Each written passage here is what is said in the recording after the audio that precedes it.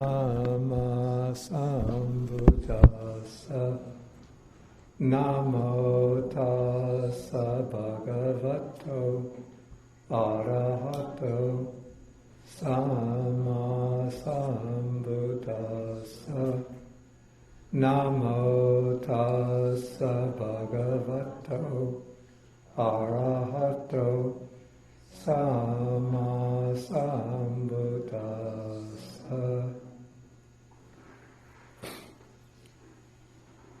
And today is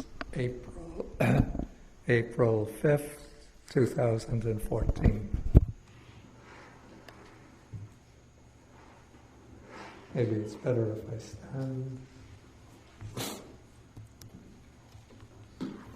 Okay, so today we'll be taking it's called the Chabbisodhana Sutta, which means the discourse on the sixfold purification or purity. And this is Sutta number 112 in the Majjhima Nikaya, the middle-length Discourses.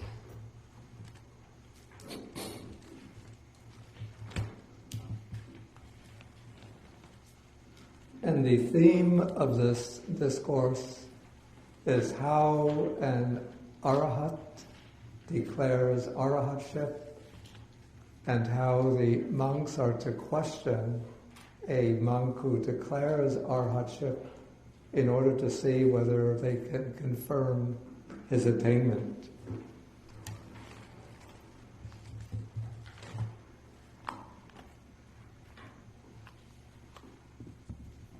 Okay, so the sutta begins when the Buddha is living in Jeta's grove at Savatthi. And then after he calls the attention of the monks, then he says, "Here, bhikkhus, a bhikkhu makes a declaration of final knowledge." Now the Pali word for final knowledge is anya.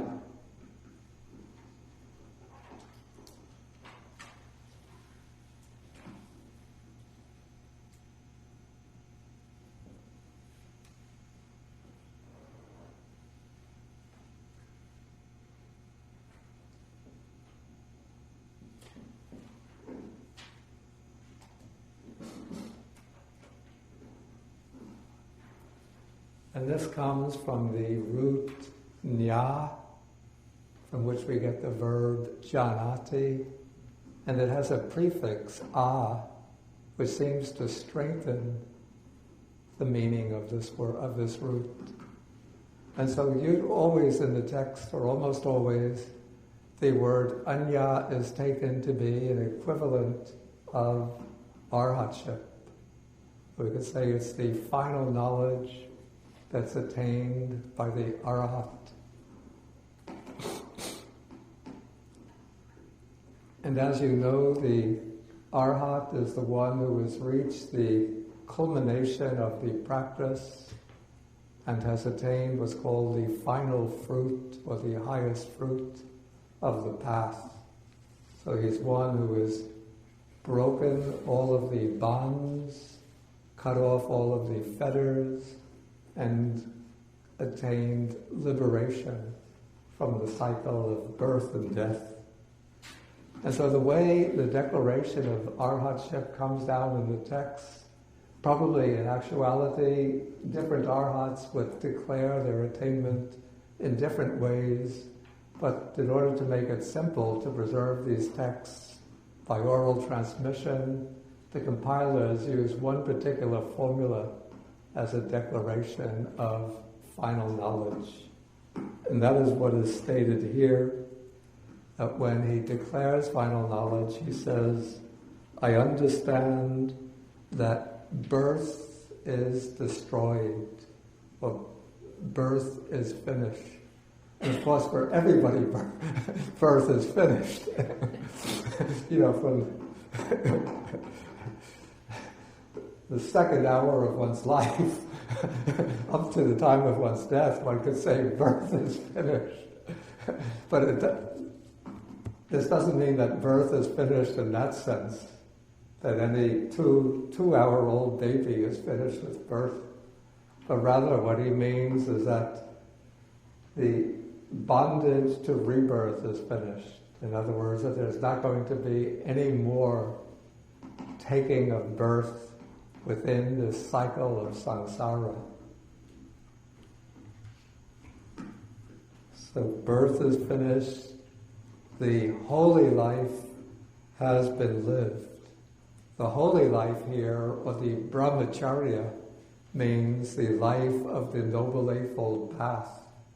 So what this means when he says that the holy life has been lived, that he's completed the development of the full Noble Eightfold Path, that all of the 8 factors of the path have reached their culmination.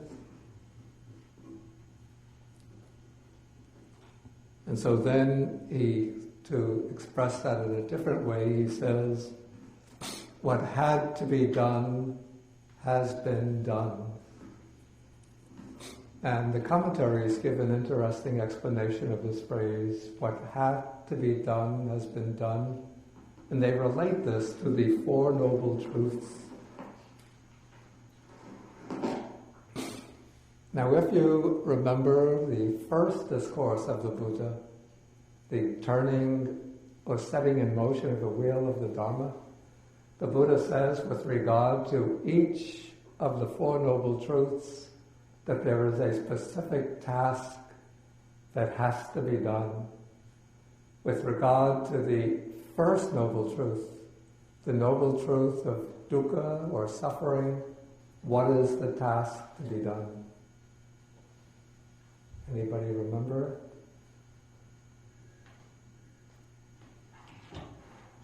Dukkha is to be understood. Right. The Noble Truth of dukkha is to be parinyeya, to be fully understood. And so as we're practicing the path, what we have to do is to fully understand the Noble Truth of dukkha, or suffering. And what this actually means is that one has to understand the five aggregates, which are a kind of epitome of, or the essence of dukkha, the essence of the First Noble Truth. So one has to understand the 5 aggregates by understanding what is the specific nature of each of these 5 aggregates. What is the specific nature of matter or physical form? What is the nature of feeling? What is the nature of perception? What is the nature of the volitional activities? What is the specific nature of consciousness? And then when one defines the specific nature, then one has to be able to observe it in one's experience. So this is actually what the practice of vipassana, insight meditation, is about. One has to be able to distinguish the nature of, sometimes it's expressed as the nature of the 5 aggregates, the nature of nama-rupa, name and form, by being able to identify the specific characteristic of each of these aspects of experience. And so when one is doing the practice of insight, one is looking into the nature of one's experience by seeing how experience is a constellation, or you could say it's a process involving 5 constituents or 5 aspects. The physical or material aspect, contributed by the body, by the sense faculties, and then the psychological aspect, contributed by the feeling tone, the perceptual activity, the volitional activity, and the underlying awareness of all this, which is consciousness. And then one moves from the specific characteristics to the general characteristics, to those characteristics that characterize all the elements or constituents of experience. And what are those general characteristics? The Buddha always expresses them in terms of the 3 marks of existence. Anicca, anatta, dukkha. Okay, but in the usual order it's anicca, which is impermanence, that everything involved in experience arises and passes away, so it's impermanent. And because it's impermanent, it's dukkha, which here doesn't mean that it's all suffering, but it's all, you could say, defective, not worth holding on to, not worth clinging to, unsatisfactory. And then it's all, because it's impermanent, unsatisfactory, so it's not to be taken as self, not to be grasped and held to and identified with as I and mine. So those are the 3 universal marks of all phenomena. So that is the full understanding of the truth of dukkha. Okay, then with respect to the second noble truth, the truth of the origination of dukkha, there is a particular function, particular task. What is that task? It's also to be fully understood. No, it has its own distinct task or function. It's to be abandoned. Exactly. It's to be abandoned. So one has to eliminate, overcome, or abandon the noble truth of the origin actually is referring to craving. And so craving is to be abandoned, to be eliminated. Craving, and then along with craving there come a whole bundle of defilements. So all of those defilements have to be eliminated. And the third noble truth is the cessation of dukkha, which really means nibbana. And what is the particular objective or task regarding this truth?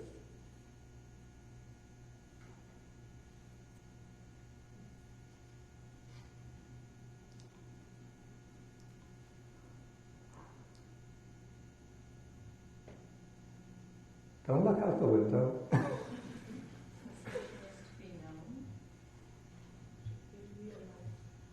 I heard the word. Who said it? Suki. Say it more loudly. Should be realized. Right, it's to be realized. Not just in the sense of being known, but to be experienced. Okay, so nibbana is to be realized, to be experienced. And then the fourth noble truth is the truth of the path. And what is the function with regard to that truth? It's to be lived. Yeah, but there's a more specific word that we use, more precise word. To be To be, developed. yeah, to be developed, to be cultivated.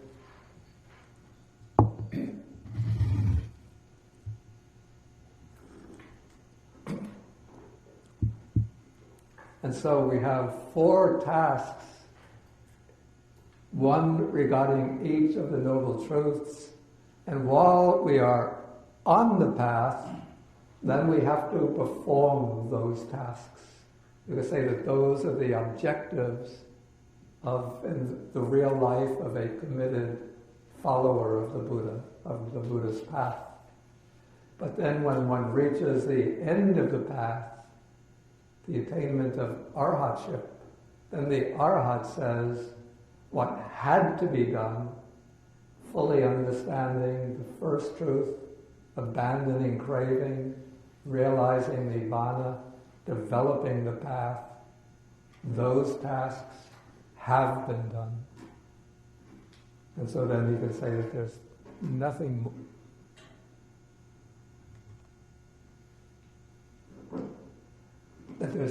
more to be done. Okay, then comes the fourth part of the declaration, that there is, here it's expressed, that there is no more coming to any state of being. It's actually a little bit cryptic in the Pali, na parang ita tayati, that there's no more for thisness. That's a very literal translation.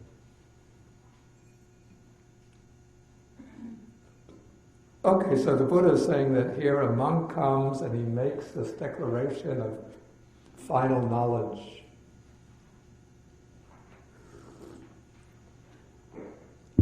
Now, normally, if somebody is speaking truthfully, one would want to, congratulate him, applaud him, and anumod, to rejoice in his attainment. But the Buddha doesn't encourage that at once, but he says, you have to be careful.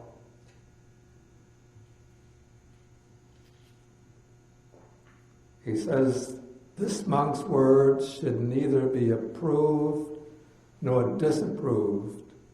Without approving or disapproving, a question should be put to him thus.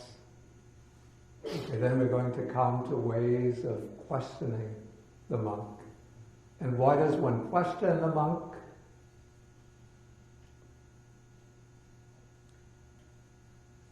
Why doesn't one just applaud him and congratulate him?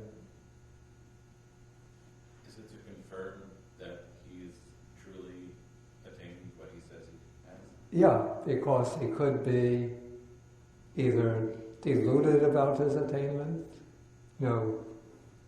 he could have had maybe like just a very powerful experience in meditation, and then he thinks, that's it, that's the full realization.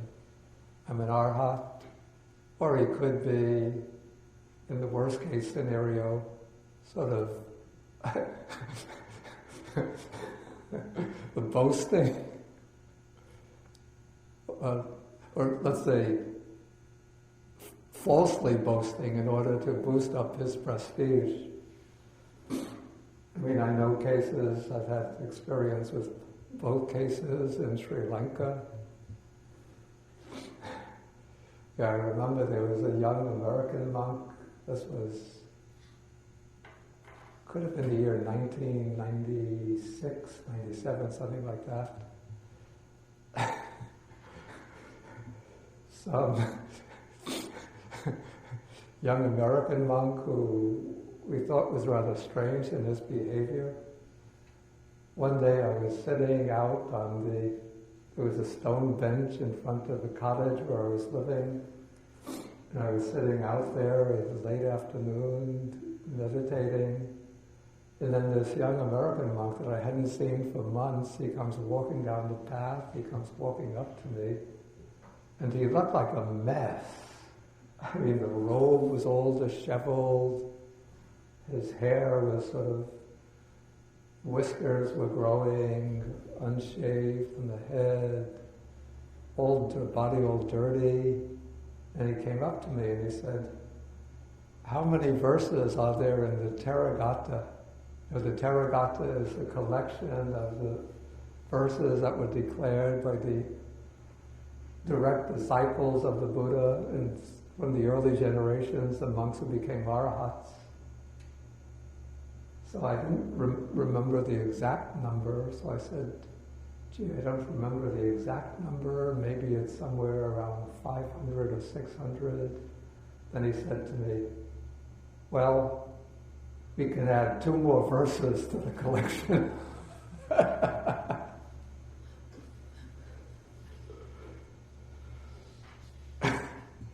And he said, "Can I stay here tonight?" I said, "Since it's the late afternoon, I'll let you stay here one night. The next day you go."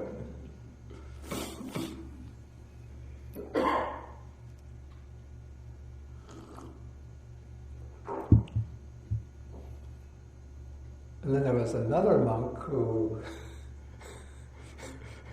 he didn't declare arahatship, but he would speak about giving meditation courses, and he would say, "Well, we had quite a successful meditation course. There were about 5 of the people became stream enterers, and about 3 of them became once returners, and there were a couple of non-returners." So, when he's making judgments like that about the students, then one has to infer, where are you?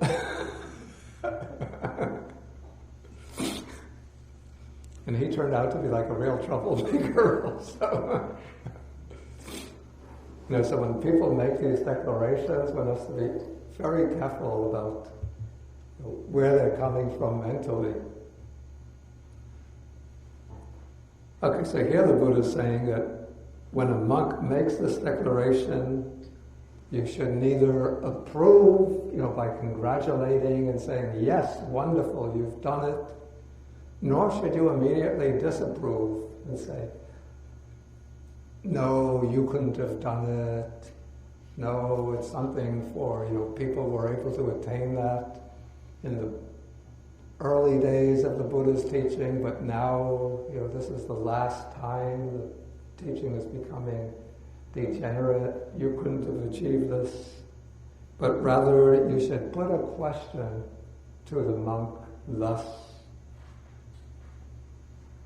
And here, I have to say that the Pali version of the sutta begins in a rather strange way, because we find here the Buddha says that this is the way you should question the monk. He says you should ask him or say to him, there are these 4 kinds of expression rightly proclaimed by the Blessed One, the Buddha, the one who knows and sees.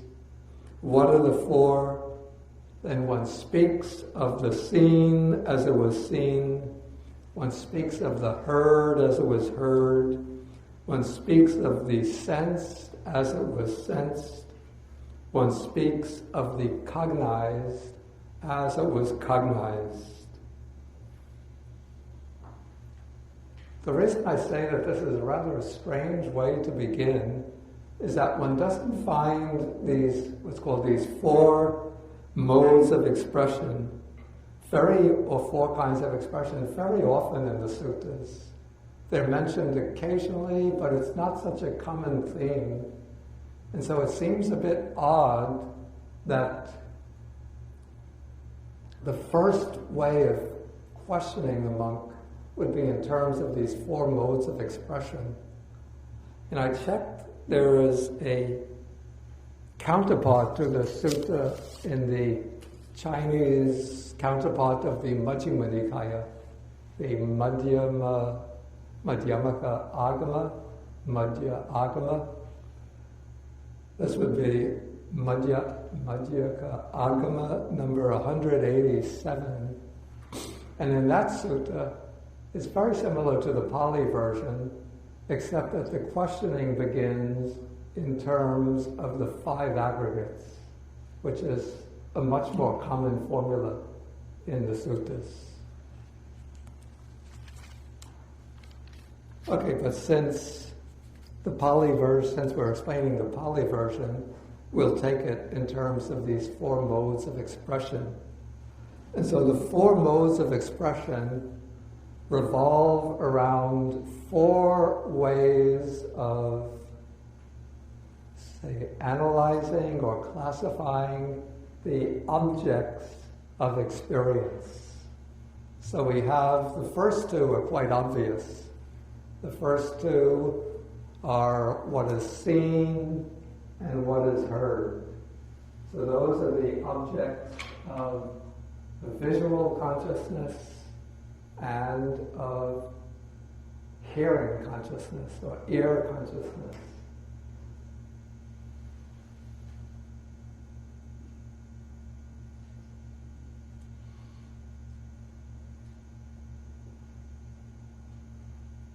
And the fourth one in Pali is called mutta.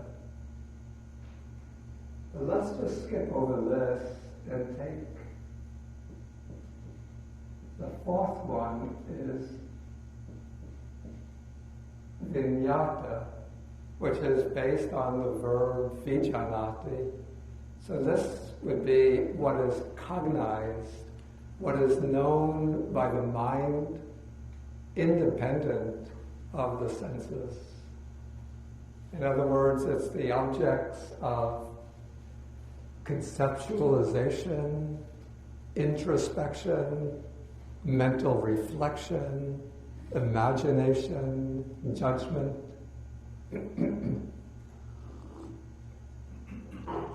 So whatever is known inwardly,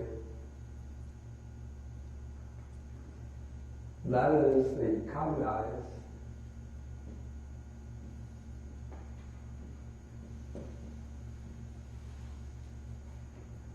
And then the word mutta originally meant thought. What is thought? As a past participle, not as a noun. But if the word thought is very close to cognized, and so the way the commentaries explain mutta, in order to fully encompass all the objects of experience, they explain mutta as meaning what is sensed. But we already have the seen and the heard, so what is sensed by, say, by smelling, taste,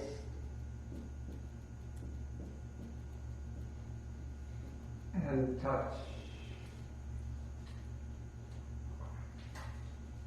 And so in this way, the seen, heard, mutta, and cognized becomes a way of expressing all the objects of experience, all of the 6 types of objects, the 5 sense objects, and the objects of inner cognition, the objects of reflection.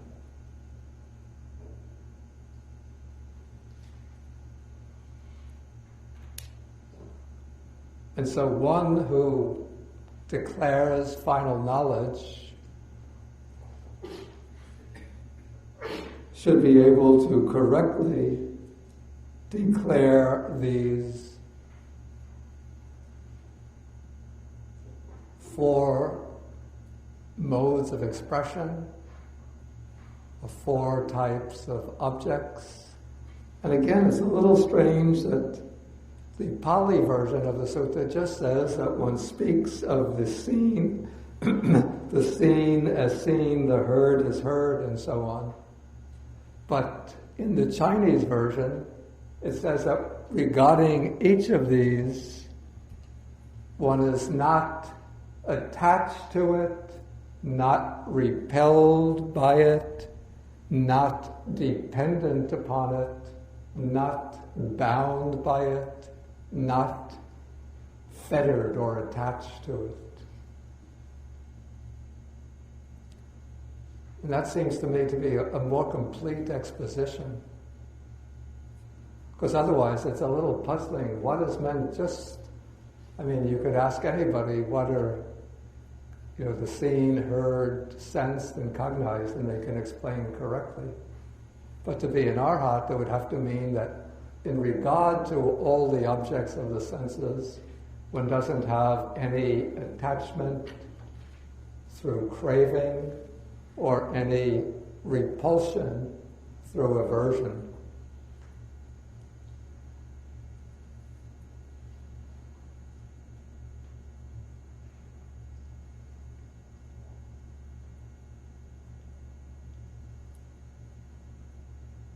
Oh, I'm sorry.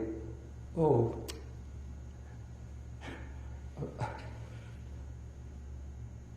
I jumped to a wrong conclusion because the Pali actually is exactly the same as I... Okay, the Arhat here says, rewind, delete. What do they call us in the film industry? Cut, and take two, is that how it goes? Okay, so he answers that those are the 4 types of expression. But then one asks him, how does the Venerable One know? How does he see regarding these 4 kinds of expressions? So that through not clinging, his mind is liberated from the taints. Okay, so then the Buddha goes on and says that when the monk is an arhat, that is one whose taints are destroyed, who has lived the holy life, this is the natural way for him to answer. Then he goes on and he says, friends, regarding the seen, I dwell unattracted, unrepelled, independent, detached, free, dissociated in the sense of, again, not bound or dependent on them, with a mind rid of barriers. Okay, so basically what he's showing here is that the Arhat is free from, because he's unattracted, that means that there's no lust, craving, or attachment in him. And because he's unrepelled, that means that there's no hatred, ill will, aversion in him. And because he's independent, detached, free, dissociated, and so on, that would imply, I guess, the absence of all of the defilements. And then the same is said regarding the heard, sensed, and cognized. And so he'll say, it's by knowing thus and seeing thus that regarding these 4 kinds of expressions, or actually I would say now these 4 objects of expression, that my mind is liberated from the taints through not clinging.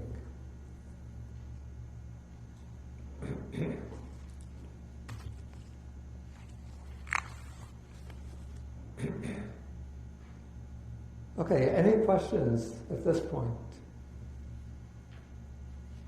Anything covered so far?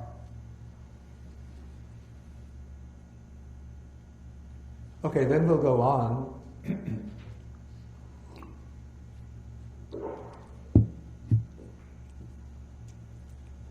Okay, so now the Buddha is explaining how the monks would respond, that when the monk who declares final knowledge answers in this way, then one can say good. In Pali this would be sadhu. So one says sadhu, but again one doesn't stop with the questioning, but one might want to question him further. And so then the Buddha explains how one should go on and question him.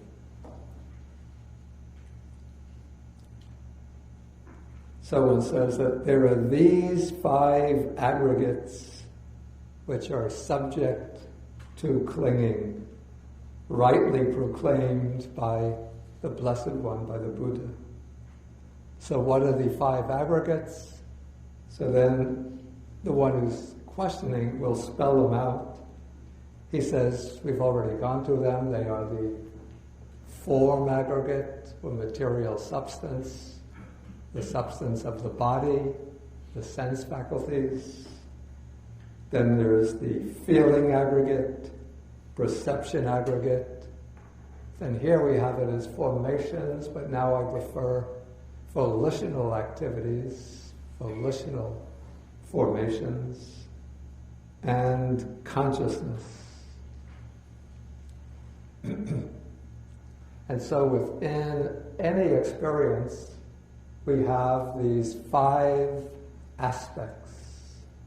Sometimes people speak about them as being the 5 components of existence, but I don't find that way of explanation completely satisfactory, because it's not like, in fact, I don't particularly like the simile of the chariot or the simile of the car, because with a car you can take the steering wheel, the seats, the engine, the chassis, the body, put them together and you have a car, but you can take them apart and you still have a steering wheel, seats, the engine, the chassis, the body. It's just that they're not joined together in a car. But in the case of the 5 aggregates, you can take apart the body, put over here, feeling, take that apart, put it over here, perception, put it over there, volitions over here, and consciousness over there. If you try to take the 5 aggregates apart, you don't have any of them. They all disappear. So instead of seeing them as 5 parts or components of a person or a living being, rather see them as 5 aspects of experience, which are always essentially functioning together. So experience sort of occurs as a unified whole, but when we look into experience, we could observe it from different points of view. So of course we need a physical, at least in the human world, we need a physical basis for experience. That is the living body. And we need, of course, for experience through any of the senses, we need the appropriate sense faculty. Eye, ear, body, eye, ear, nose, tongue, and the sensitive body. But then we can look at the experience from the perspective, is it pleasant? Is it painful? Is it neither pleasant nor painful? So now we are looking at it from the perspective of the feeling. And then we can look at it in terms of the activity of what kind of object is it focusing on, and what are the aspects of the object that it's focusing on. When we look at the experience from that point of view, then we are investigating perception, because the function of perception is to select the object, to home in on the object, to select the distinguishing features of the object, and then to sort of identify its object based upon the features that it selects.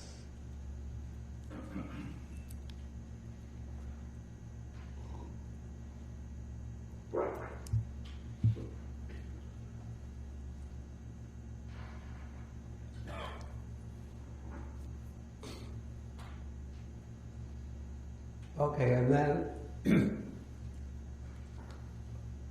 let me just finish the 5, then you could ask a question. Okay, now always going along with experience, there is some type of volitional activity, even at the most basic level. Sometimes people think volitional activity means one is reacting or responding to the object. But even when we're just simply trying to be aware of something in front of us. For example, if I see somebody in the distance coming and I'm trying to see who is that person coming, then there's some volition involved in trying to distinguish who is that person. It's perception that's doing the distinguishing, the observing of that form coming towards me. But there's some effort to see and to distinguish. That would be the work of volition in a simple perceptual experience. But the most important aspect of volition is the way we respond or react to the basic sensory input. And that those responses will often be in terms of when we like something, trying to acquire it for ourselves, trying to take possession. So that would be volition working under the dominance of craving or clinging. And on the other hand, there'll be volitions which are governed by, when we don't like something, volitions governed by aversion. For example, when we get angry, when we try to hurt somebody, when we try to harm somebody, when one engages in angry speech, trying to inflict physical injuries, trying to slander somebody, all of that would be volitional activity driven by aversion. And so there'll be many different types of volitional activity. And then also there'll be good or wholesome volitional activities which are motivated by kindness, compassion, generosity, by the urge to understand, by wisdom, by patience, by humility. So all of those are different types of volitional activity. And then any experience, of course, is to some degree a conscious experience. So there'll be awareness which has arisen based on one or another of the sense faculties. So that is the aspect of consciousness. And so in that way, these five aggregates always flow together and function together as a kind of integrated whole. I was just trying to understand the distinction between sensation and perception. Yeah, I actually don't particularly like the word sensation for Vedana. Vedana is what I translate as feeling, but even the word feeling has its inadequacy, because feeling in English will suggest emotion. But Vedana, the reason I don't like the word sensation is because the word sensation, at least to me, always suggests something that one is experiencing in the body. It can be maybe a sensation of cold, or a sensation of heat, or a sensation of tingling sensation, or a sensation of stiffness. Whereas Vedana signifies, I call it the felt tone of experience, as being either pleasant, painful, or neither, neutral feeling. And so experience that occurs through the eye, if I see something, I can feel pleasure, I can feel pain because of what I see. But that would be different from if I have eye strain, then I would say that is a sensation in the eye, that sensation of a strain in the eye. But just if I see, say an abstract expressionist painting and I don't like that style of art, then I might get an unpleasant feeling from seeing it. But it's not a sensation, the way I understand the word sensation. Okay, and perception, in contrast, is what sort of identifies objects based on their distinctive characteristics and features. So when you meet a person for the first time, the mind will naturally select like certain features, even spontaneously. So one sees this person, then the mind will sort of select certain features of the person's face, posture, and so on. So then if you meet that person on a later occasion, immediately the mind will fix on those features, and then one can identify that person again.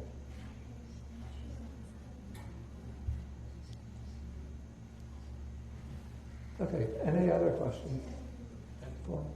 Is it mentioned in the sutta at all that only an arhat can recognize an arhat?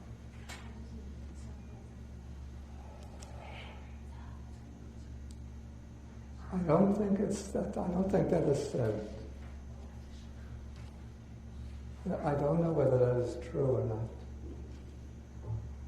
It's possible that somebody at a lower level of attainment could have the ability to search the mind of somebody directly and know that there are no defilements in his mind. How do you overcome pain? Excuse me? Sensation of pain. How do you overcome pain? Yeah. I think that question is a little bit off track. I want to keep sort of on the track of the sutta itself. I have a question about Vedana. Yeah. So, is it possible to not have a neutral feeling tone, or is it simply ignorance that one is not seeing? No, it's possible to have a neutral feeling tone. I think if you just look at our experience throughout the day, there are innumerable occasions when we're having neutral feeling.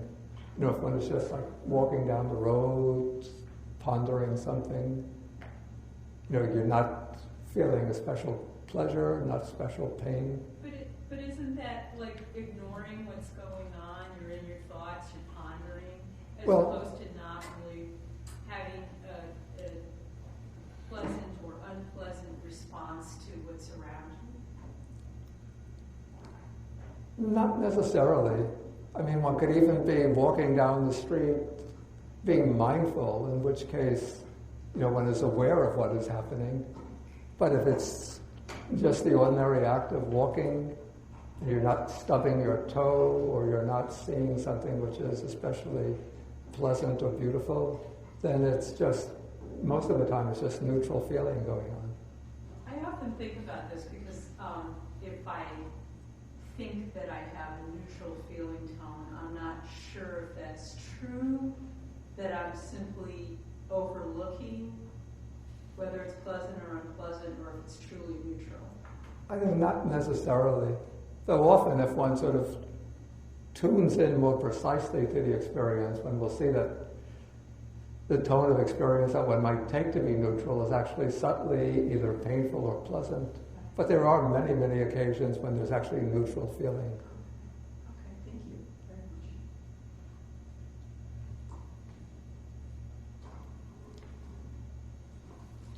Can you explain mental volition? Excuse me? Can you explain mental volition? Well, I thought that I explained it, but I'll just sort of briefly recapitulate. It's, let us say, it's the effort or the exertion to accomplish something. And so at the simplest level, in a simple perceptual experience,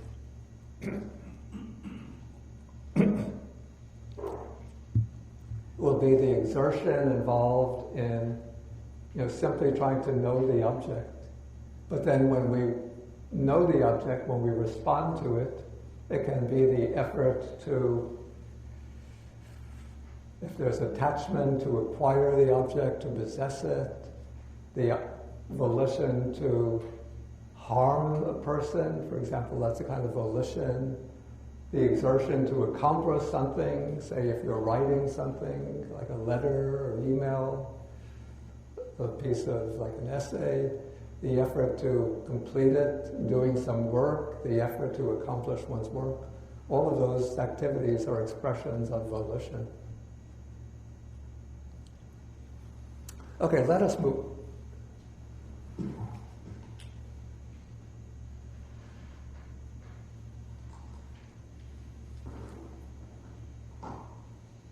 Okay, when we say Vedana is the feel tone of experience, it's karmically resultant, so that whether one feels as experience as pleasant or painful is determined.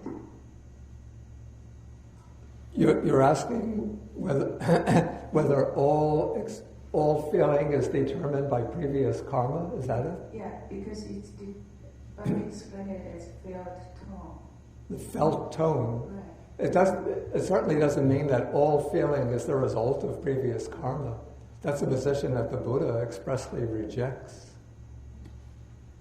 I mean, some of the feelings will be the result of past karma maturing, but probably most of the feelings that we undergo in the course of the day are not the result of karma, but they're the feelings which are generated by present activity. Okay, but I want to move on now. Okay, so now having briefly enumerated the 5 aggregates, now the Buddha says that when a monk is one who is liberated through final knowledge, this is the natural way for him to answer. So this is one way that he might answer. There are a variety of ways for him to answer. But the way given here is, having known material form to be feeble, fading away, and comfortless, with the destruction, fading away, cessation, giving up, and relinquishing of attraction and clinging regarding material form, of mental standpoints, adherences, and underlying tendencies regarding material form, I have understood that my mind is liberated. Now, this is a pretty dense little statement here, so we have to sort of unpack it to see what's involved.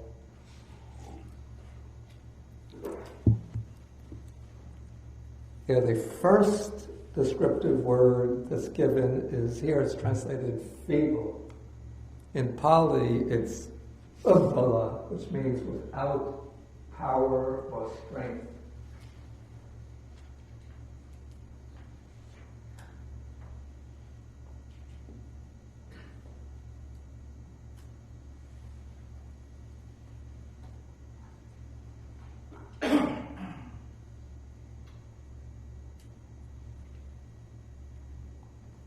If you look at this is a little interesting side point. If you look at the Chinese translation, where this word should come, the Chinese translation has wu guo.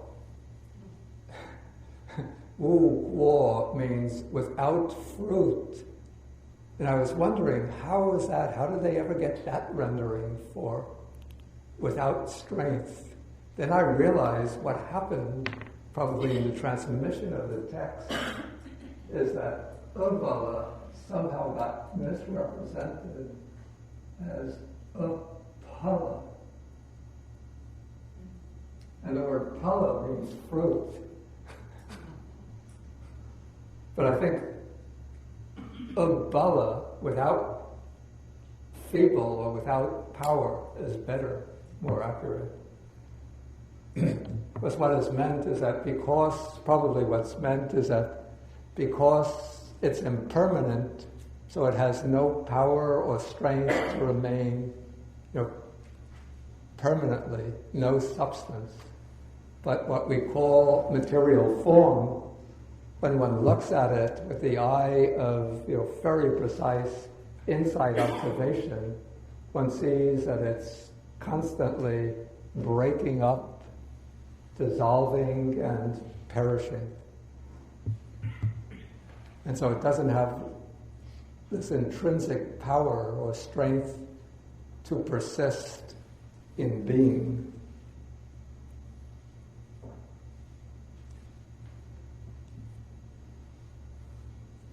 Well, even with regard to, you could take even the sense faculties, material sense faculties, as an example of ubbala, without power, without strength. Like Now, I just realized this when I looked at the text. All I saw was blurry lines, and then had to reach for my glasses to read it. So my eyes are ubbala, without strength. And I think now my hearing is still fairly good, but maybe a few more years I'll have to put on a hearing aid, because the ear will be without strength. And then maybe when I get to be really old, then have to use a walking stick. Of course, the body itself will be without strength.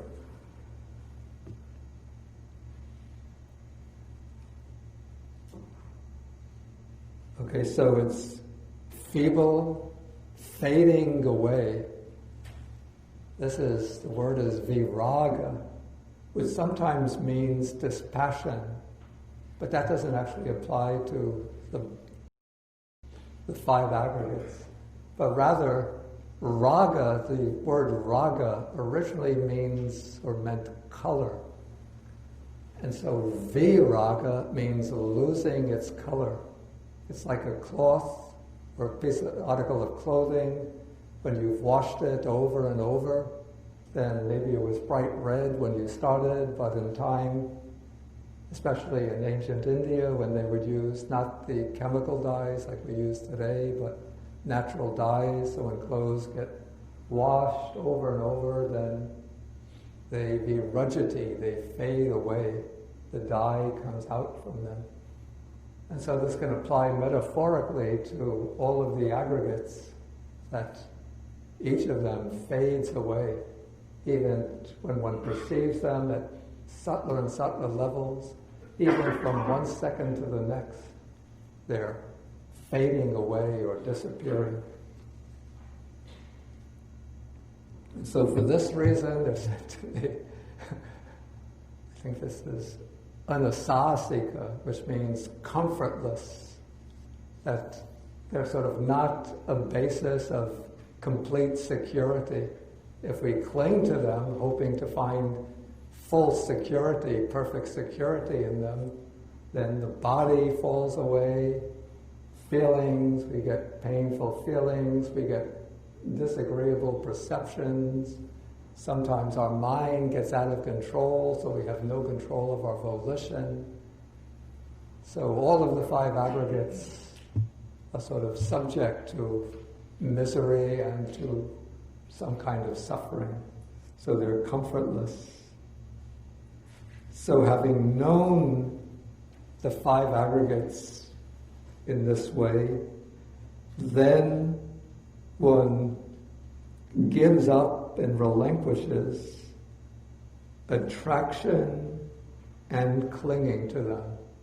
Actually, attraction and clinging, these are just two aspects of attachment. And then comes the mental standpoints. The mental standpoints would be the standpoints from which one regards the five aggregates to be I, mine, and myself.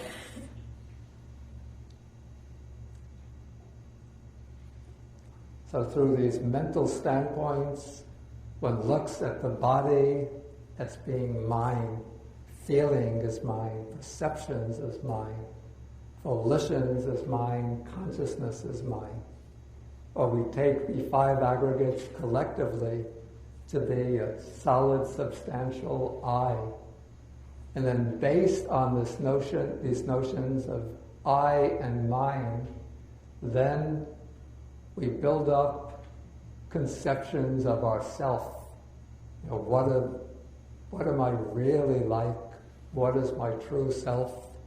And this seems to have been like a particular weakness in India during the Buddha's time, where the philosophers and the ascetic contemplatives of the period were building up many different theories about the true nature of the self. The self is infinite, self is finite, the self is eternal, the self is perishable, the self is essentially blissful. The self experiences bliss and misery, and so on. So many different theories of the self. And even in Western philosophy, we have Cartesian theory of the self, Leibnizian, idealist, empiricist, different theories of the self. And so these are different standpoints. All the Buddha will say is based on misunderstandings or misconceptions relating to the five aggregates.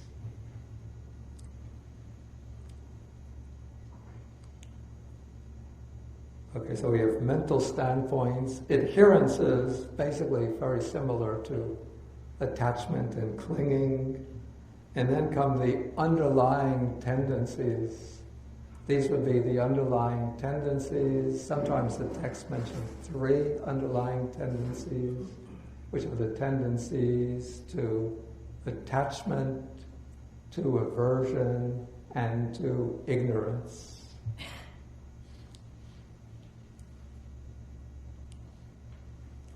And so in the case of the Arhat, he's one who's relinquished all of these, this attraction and clinging, the mental standpoints, adherences, and underlying tendencies regarding the 5 aggregates.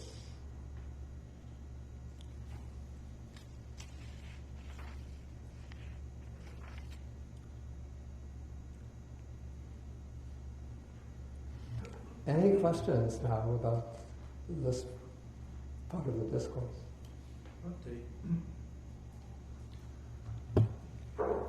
You just said underlying tendencies to attachment, aversion. What was the third? Ignorance. Thank you. Yeah, in other suttas, 7 underlying tendencies are mentioned. I have to see if I can remember them all.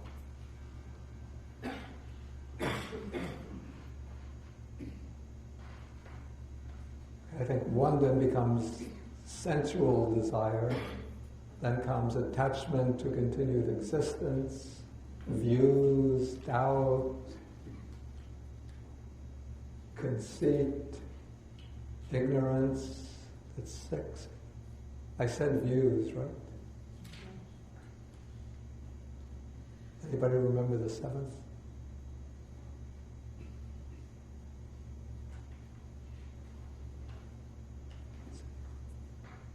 Kamaraga, Patiga, Bhavaraga, Titi. I think doubt is one. Did I say doubt? I think doubt is the 7th. Let me cheat.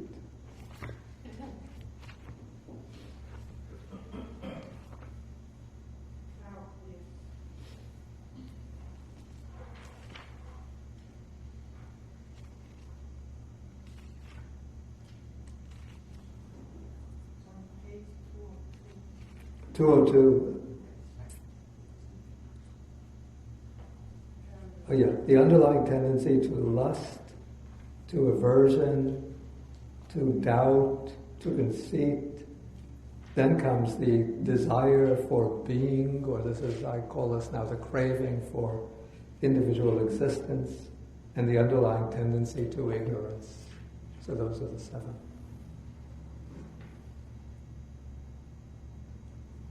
Any further questions?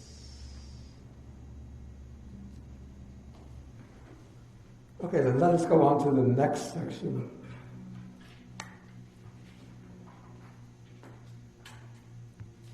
Okay, so again, now we're in section 7. So again, the Buddha says that when a monk speaks in this way, one may delight and rejoice in his words, but now one should question him further. And now the question is going to be posed in terms of what are called the 6 elements. So one says that there are these 6 elements rightly proclaimed by the Bhagavad, the Blessed One, the Buddha. What are the 6?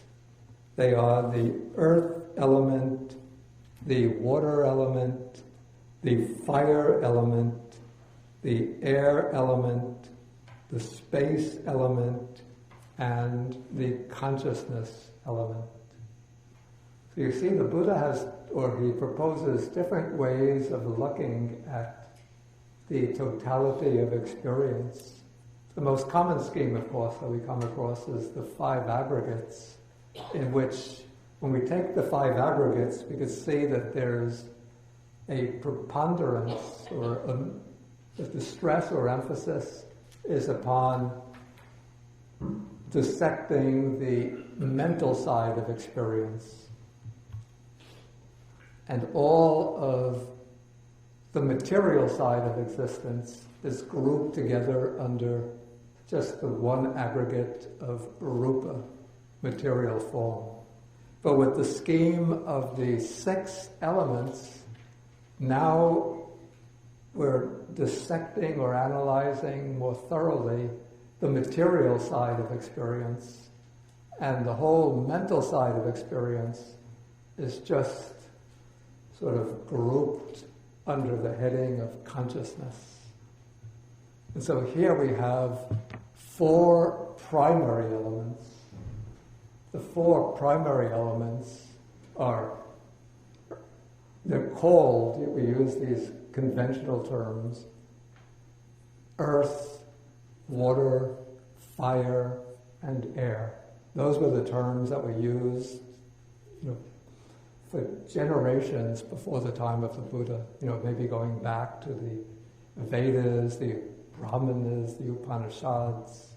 And so the Buddha took over this terminology, but the way the Buddhist tradition understands the 4 primary elements, it's not like just, the ground, bodies of water, fire, and the air, but rather these are taken to be, I call them 4 behavioral modes of any kind of material substance. So in any material substance, we have some aspect of solidity or resistance to pressure, or you could call it substance, some aspect of substance.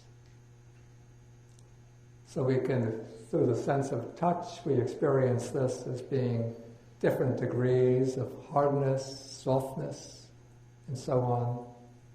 So even if one takes a cup of water, so it seems to be, you might think it's an example of the water element, but even in that cup of water, if we compress it very, very hard, it'll turn to ice. Or if we compress it to come a point of maximum resistance where we can't press anymore, that's because there's the presence of the earth element there, which is resisting the pressure. And so even water has the earth element.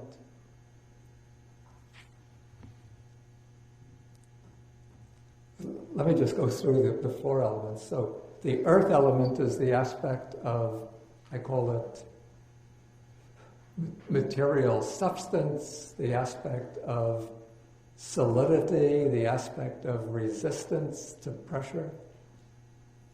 Then the water element is explained to be that aspect of matter which is responsible for cohesion, for the binding together of the particles of matter.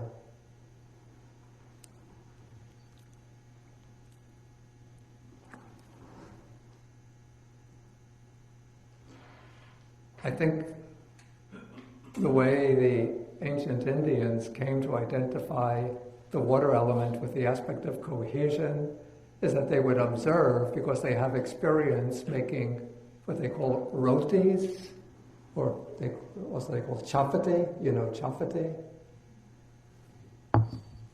Maybe this would be like our pancakes. This is the flatbread. When you put the powder or the flour on the board, the rolling board, when it's dry and a wind blows, it will scatter the flour. Nothing is holding the flour together. But then when you sprinkle water on it, and then knead it together, then it forms a kind of paste, the dough. And then you roll the dough on the board, and it forms you have to shape it to be round, but all of the dough will hold together. And so it seems that it's the water element which is enabling the pieces of flour, the particles of flour, to bind together. Okay, then what's called the fire element is the aspect of heat, by which any material body has some degree of heat. Even if we go below 0, 100 degrees below 0, as long as we're above absolute 0, then there's some degree of heat in the body. That is the presence of the fire element. And then what's called the air element, or the wind element, is the aspect of oscillation or vibration, the aspect of movement.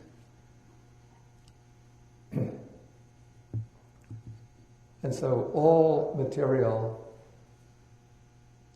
all matter in the perspective of Holy Buddhism is seen to be in some way in motion. So even when we have this lid on the table at some degree is very subtle level, it's vibrating, moving back and forth.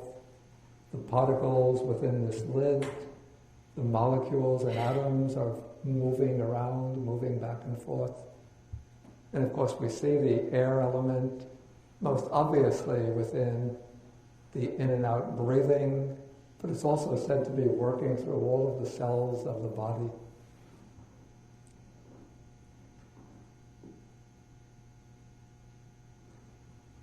Okay, so in any kind of matter, we have these 4 elements. The earth element is what provides the sort of substance, the substance of the particles of matter. The water element is the force of binding or cohesion. The heat element is the degree, or the fire element is the degree of heat within any kind of material body. And the air element is what is responsible for movement, vibration, oscillation. And then the space element here, usually it's taken not to be what we call the all-embracing space, but it's taken to be the space in the sense of the emptiness between the particles of matter. Not emptiness in the sense of sunyata, the philosophical sense, but just the empty, where there's space not occupied by any kind of material body. That is the space element.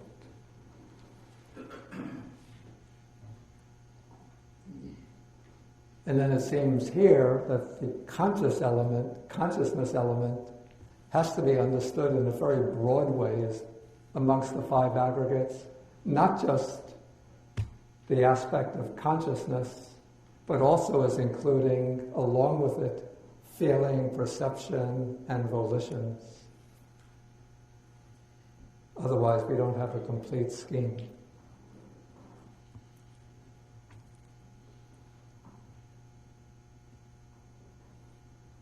Okay, so then the Buddha says that the monk should ask the one declaring arhatship, how have you known, how have you seen regarding these 6 elements? And the monk who's declaring arhatship should declare, it uses the expression, I have treated the earth element as not self, with no self based on the earth element. I think the word treated, I think this must come from Venerable Jnanamoli. If I remember, the Pali word is upagacchati, which means approach. But I think we could use the word regarded would work as well, maybe more naturally in English. So I have regarded the earth element as not self and no self based on the earth element.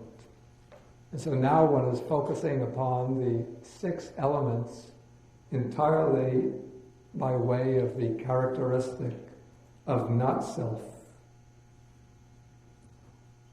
And then through this insight, he says, with the destruction, fading away, cessation, giving up and relinquishing of attraction and clinging based on the earth element, again the destruction, giving up of mental standpoints, adherences and underlying tendencies based on the earth element, I have understood that my mind is liberated.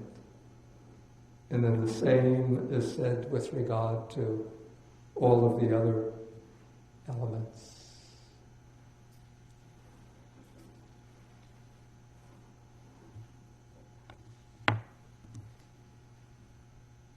Okay, any questions on this section? Please.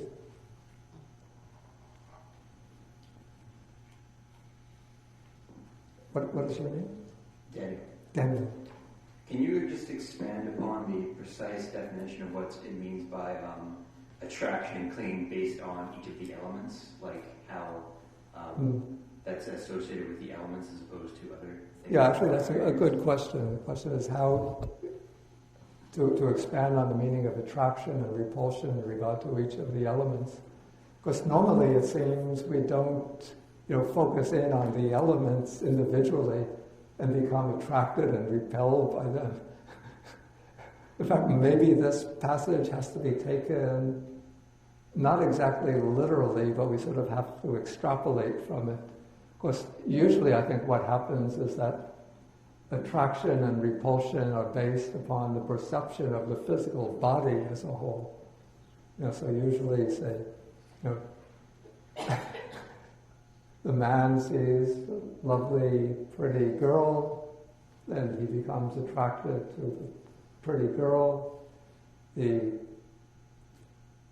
young girl sees a handsome man, becomes attracted to the man, or just elsewise on physical appearances. People like each other, dislike each other, because they're sometimes focusing upon the body as a whole. But now I think the approach that one would use would be to analyze the body if one wants to gain detachment from it in terms of the material elements. And so,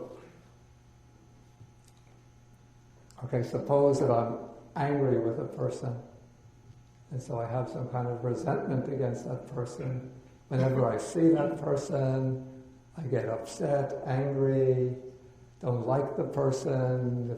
If I'm in the room, that person comes into the room, then I get upset, and I feel the impulse to get up and walk out.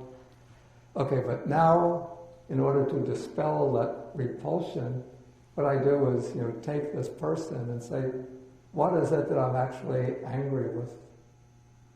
Then I look, there's this being that I identify with the person, but what is really there? When that person comes into the room, there's the earth element. The earth element is just, if we look at in terms of the physical body, it will be what's prominent in, for example, in the muscles, the bones, the tissues, the organs, the heart, the liver, stomach, lungs, the liver, intestines, the muscles of the legs, the shins, bones of the legs and feet. Can I be angry with a bunch of tissue and bones?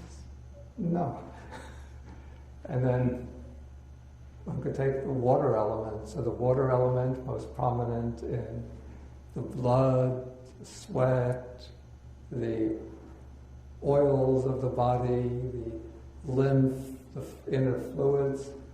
Do I get angry or attracted to the fluids of the body? No. When the person comes in, he brings in a degree of heat, 98.6 degrees Fahrenheit heat. Do I get angry with the heat? No. And then the person is the air element, most obvious in the breathing in and out. Do I get angry with his breathing in and out? No. And then, of course, there'll be the spaces that that person brings in, the empty space in the lungs and the stomach, the very small spaces within the head, the nostrils, the mouth. Do I get angry with that? No. And then there's the consciousness element. Of course, maybe some features of his character I don't like, but if we just, dissect the character down into his feelings, his perceptions, his volitions, his consciousness, then I don't get angry with those. And so in that way I dispel the anger based on the perception of the person. So it's really my perception of the person that causes the anger to arise. But when we get beyond this sort of diluted perception and look at the person as constituted by the 6 elements, and then when we see the person in terms of the 6 elements, then we see that there's no substantial self there, but it's just the coming together of these 6 elements. And so then the sort of anger has no foundation upon which to rest. It sort of just dissipates into air. Thank you. Okay, we'll take one question, then we'll have to break for the lunch. What we discussed, what you explained to the is theoretically correct. And we all... Wait, take the microphone so we'll get you. We all try to practice it one way, but knowing it and practicing it does not mean that you are enlightened, isn't it?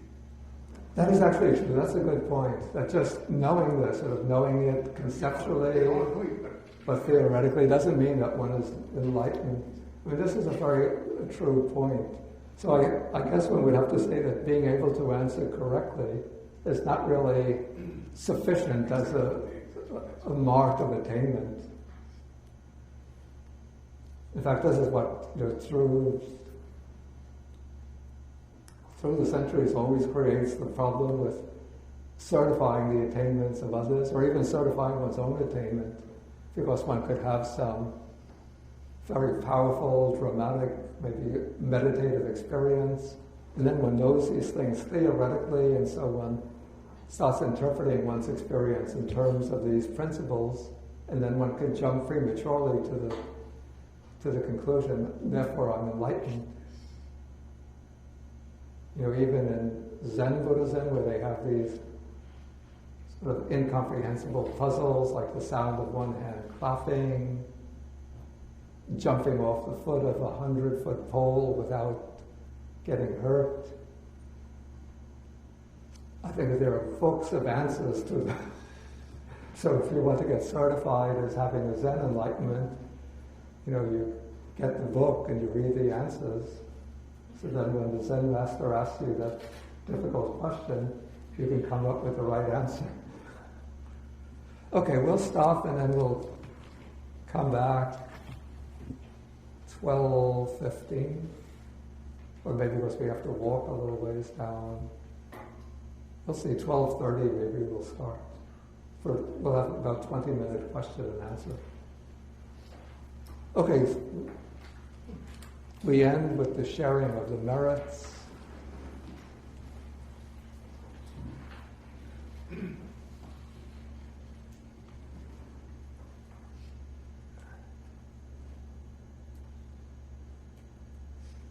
Okay, so we're going to share the merits with the devas, that's the deities, the nagas, the dragon spirits, the bhutas, the fair spirits, asking them to rejoice in the merits, to protect the world, to protect the Dharma, the teaching, to protect ourselves and others.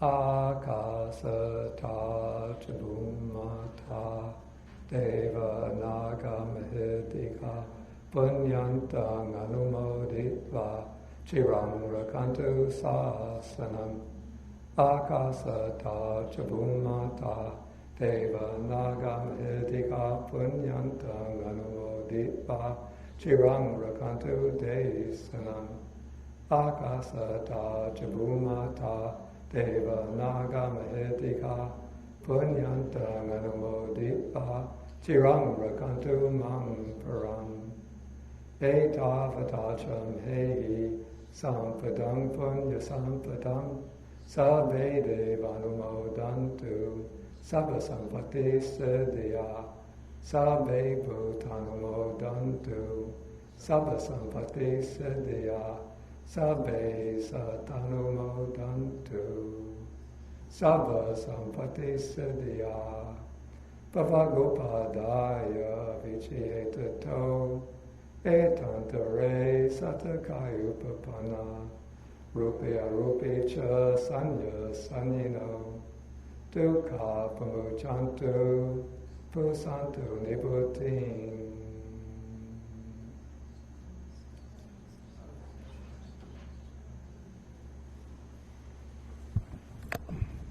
Okay, before we leave, I just have a few announcements. Okay, one announcement. You might know that Zhuangyan Monastery is maintained by an organization called BAUS, B-A-U-S, the Buddhist Association of the United States. And next month, the weekend of May 24th and 25th, BAUS will be celebrating its 50th anniversary. And now, of course, everybody's invited, but there's a need for volunteers, various tasks to be performed during that celebration. And so if anybody is interested in volunteering, who should they contact?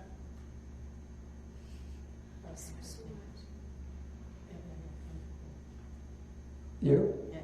Or they can go to the office? Yeah. Who should they speak to in the office? The reception. This would be Yoka or Amma? When? Shop? When? One May. When? Yeah, you can just go to the office and you'll see one woman right to the left when you go in is Angme. Yeah. That's her name. Yeah. One May. And or Yoka, who's on the further desk. And you just give your contact information. And really, if you're free that weekend and you would like to volunteer, we really do need help. Another announcement, speaking about being not attracted, not repelled, but you know, we have an organization called Buddhist Global Relief, and later this month, we're having a concert to feed the hungry. This will be a jazz concert featuring some world-renowned jazz artists. One is Esperanza Spalding and Kenny Werner. And this concert will be on April 25th in New York City, the Interchurch Center. There are these, like postcards here you have to register online to acquire tickets, or you can call, I think, for tickets, or write. But I'm going to leave these cards on the table here. So if you're interested, you pick up a card.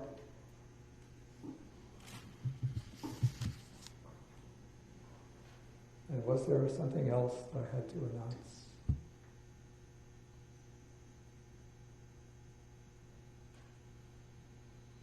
Oh, next weekend or next Friday they're starting a meditation retreat here. I think registration is still open. It's an 8-day retreat on the 4 divine abodes: loving kindness, compassion, altruistic joy, and equanimity. So if you're interested to participate, you can also go to the office to register for the retreat. We'll have a class next Saturday. I'm going to join the retreat, but I'll join Saturday afternoon because I don't want to cancel. I'm not going to have the class on the 19th because that will be the retreat will be going will be in full steam then. Now, I don't want to cancel 2 classes in a row. So we'll have a class next Saturday, but we won't have the class on the 19th. The class after that will be on the 26th. Okay, and then we come back here, as I said, in 12:30 for about 20 minutes, half an hour discussion, question and answers discussion. Okay, so thank you for your attention. And we end with 3 vows to the Buddha.